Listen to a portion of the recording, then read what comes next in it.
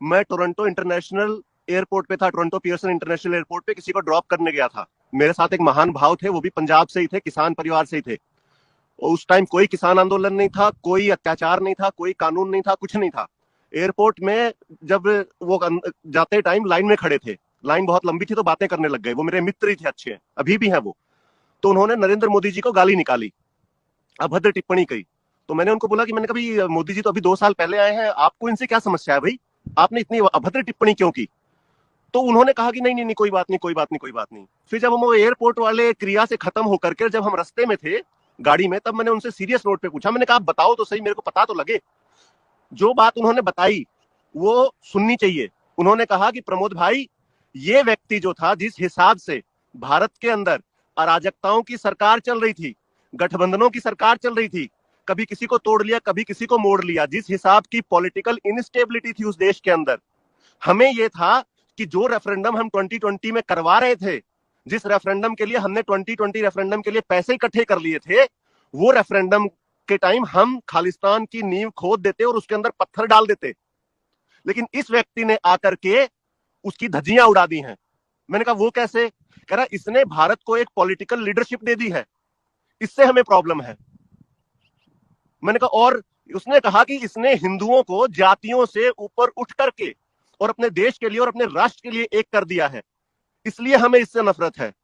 हमें इससे नफरत इसलिए है क्योंकि इसने इसने हमें एक परमानेंट डैमेज कर दिया है।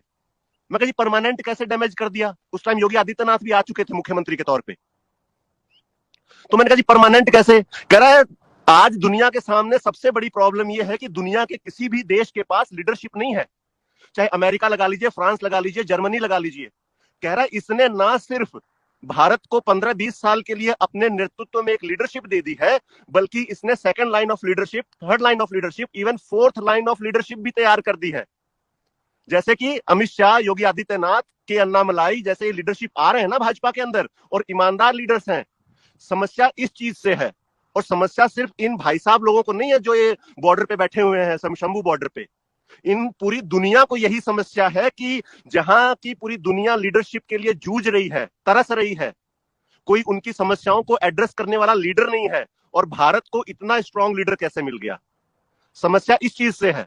तो पर्सनली जो आम ये लोग नफरत कर रहे हैं, वो तो इस वजह से नफरत कर रहे हैं कि हमारे मंसूबों पे पानी फिर गया।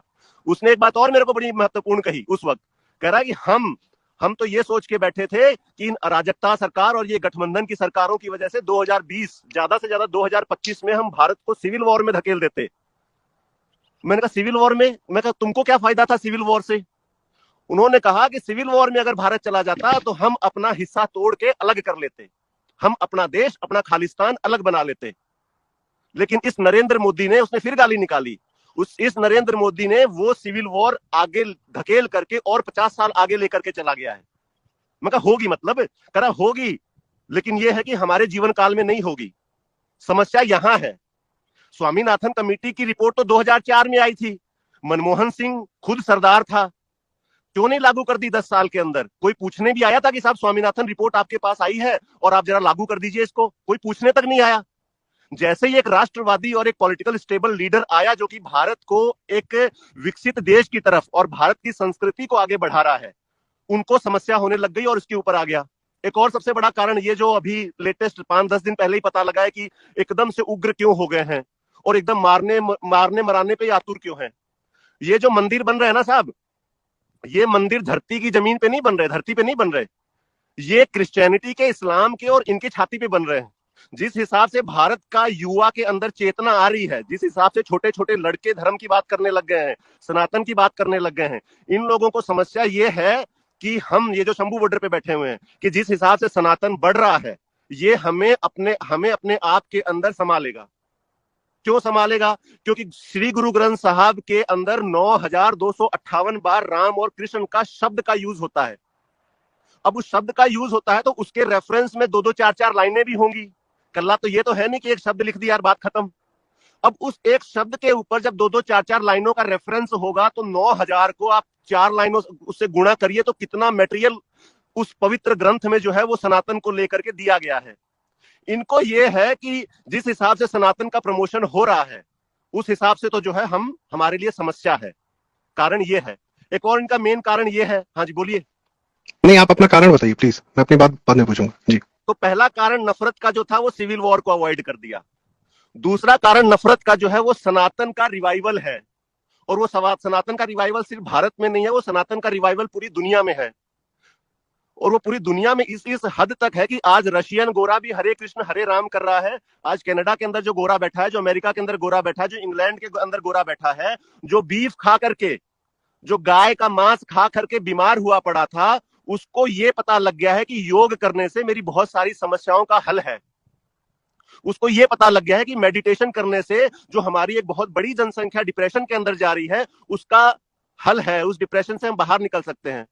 जब उनको इन दो समस्याओं का पता लग जाता है तो उस गोरे के अंदर जिज्ञासा होती है। वो गोरा दिहाड़ीदार नहीं है कि सुबह 8 बजे से लेकर रात को 10 बजे तक दिहाड़ी पे ही है। उसका खुद का घर है, वो फ्री रहता है। जैसे हिंदुस्तान में लोगों के पास बहुत फ्री टाइम है, फिर वो हिंदुज्म के बारे में रिसर्च करने लगता है। तब उसको समझ में आता है कि जो मैं अभी तक जीवन जी रहा था उसका तो कोई मूल्य ही नहीं था। जीवन जीने का द असली way of living life is Hinduism. और तभी आप देख सकते हैं कि ये ढोल और ये दूसरे भक्ति के उपकरण लेके जो सड़कों पे हरे राम हरे कृष्ण, ये बैप्स वाले, इस्कॉन वाले, रशिया, नॉर्वे, हर जगह जो घूम रहे हैं, ये उसी का एक कारण है। तो ये इन लोगों को ऐसा लगता है कि ये सारा कुछ जो रिवाइवल हो रहा है ये नरेंद्र मोदी की वजह से हो रहा है, न कि 80 करोड़ हिंदुओं की वजह से। क्योंकि 80 करोड़ 100 करोड़ हिंदू तो 2014 के पहले भी थे, लेकिन वो कहां पड़े हुए थे, उनको कोई नहीं पूछ रहा था। और हम जो है, हमने पीछे इंग्लैंड में और पूरे वेस्ट के अंदर पिछले 40 साल से हम गुरुद्वारे बना रहे थे, हम लंगर लोगों को खिला रहे थे, हम लोगों को ये समझाने में लगे हुए थे कि जो सिक्खी है, जो यंगेस्ट रिलीजन है इस दुनिया का, वो ही बहुत अच्छा है।